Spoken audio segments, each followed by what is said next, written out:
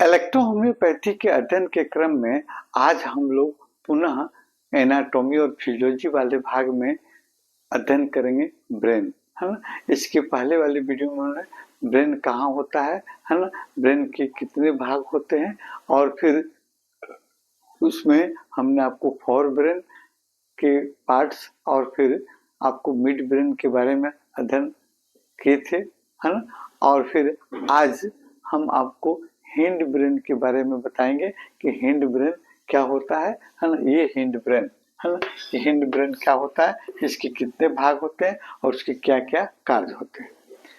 Hind brain यह खोपड़ी के पीछे और सबसे नीचे वाला भाग में, खोपड़ी के पीछे और सबसे नीचे वाले भाग में आपको ये ब्रेन आपको होता है ना।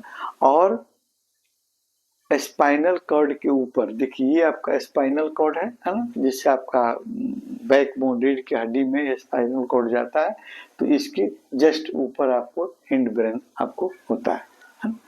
और इसके तीन भाग होते हैं, मेडुला ऑब्लिंगाटा, मेडुला ऑब्लिंगाटा पहला,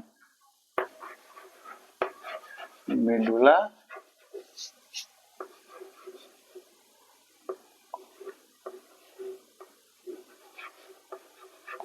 मेडुला ऑब्लिंगाटा, है ना।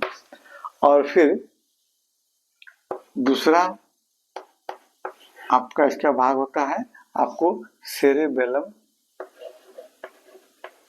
सेरेबेलम, और तीसरा भाग होता है पोन्स,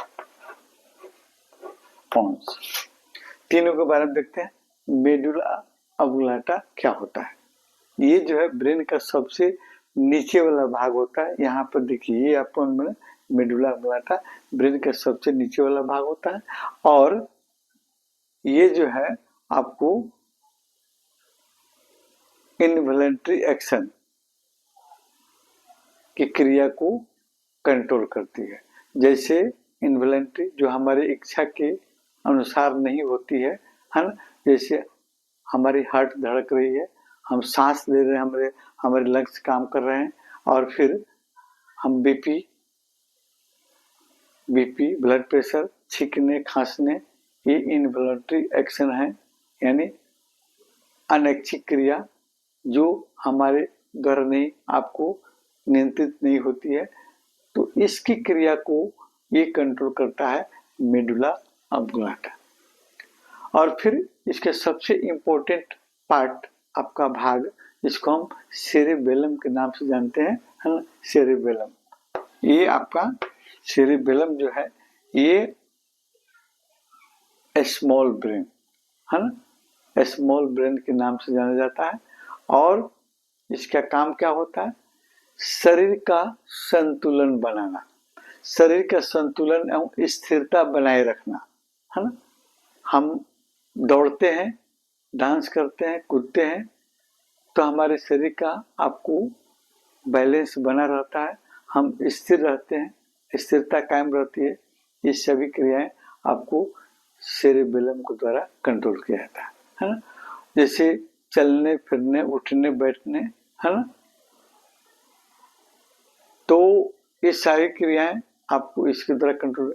साइकिल, मोटरसाइकिल चलाना, है ना, सीखना, सीखने की कला जो रहता है, जैसे तैरते हम लोग, तो सेरेबेलम का आपको ये यही पार्ट जो है इसको याद कराता है। जैसे हमने साइकिल सीखा है ना, फिर हम साइकिल चलाना जानते हैं, तो ये आपका सेरेबेलम वाला भाग ही आपको इसको याद कराता है कि साइकिल ऐसे चलाना है।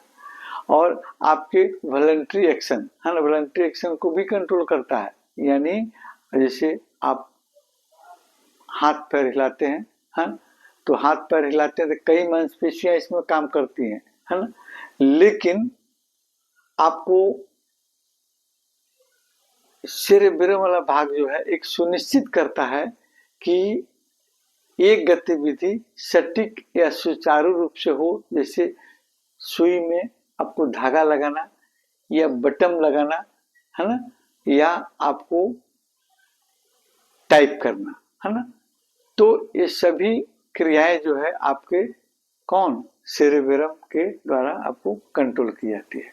यानी आपको अगर सेरेबेरम आपका कार्य करना बंद कर दे एक पार्ट, तो शरीर का संतुलन बिगड़ जाएगा, हम आपको लड़खड़ाते हुए चलेंगे और आपको बोलने में भी लड़खड़ाहट होगी, हम बारीक शब्द का उच्चारण नहीं कर सकते हैं, है ना। ये सेरेब्रम वाला पार्ट आपका अगर खराब हो जाए तो। पोन्स, इसका तीसरा भाग होता है पोन्स, है ना। ये जो है आपका इसका मुख्य क्रिया होता है आपको ये ब्रेन के अलग अलग भागों के बीच एक सामंजस्य स्थापित करता है, एक आपको ब्रिज बनाता है, एक पुल बनाता है ना, जो आपको इनके क्रियाओं को कंट्रोल करता है। यानी जैसे नींद के चक्र को नियंत्रित करना और फिर आपको चेहरे के हाव भाव को पढ़ना, है ना, ये सभी क्रियाएं आपको ये कंट्रोल करता है हमारा पोन्स वाला भाग। इलेक्ट्रोहोम्योपैथी में आपको S1 C1, है ना, S1 C1 और A3, है ना, ये आपको कुछ मेडिसिन है जो आपको हेड पर यानी ब्रेन पर काम करते हैं। और F1, है ना, F1 जो एक नर्वाइन मेडिसिन, नर्व की मेडिसिन है, ये न्यूरॉन, क्योंकि ब्रेन की संरचना आपको सबसे सूक्ष्म इकाई न्यूरॉन से होती है। कई न्यूरॉन मिलकर एक नर्व का निर्माण करते हैं, है ना, तो इस न्यूरॉन पर काम करती है F1 और फिर S1 C1 A3 आपको इलेक्ट्रोहोम्योपैथी में ये दवाएं जो है, मेडिसिन जो है आपके ब्रेन के कई रोगों को ठीक करने में आपको मदद करती हैं। शेष हम लोग अगले वीडियो में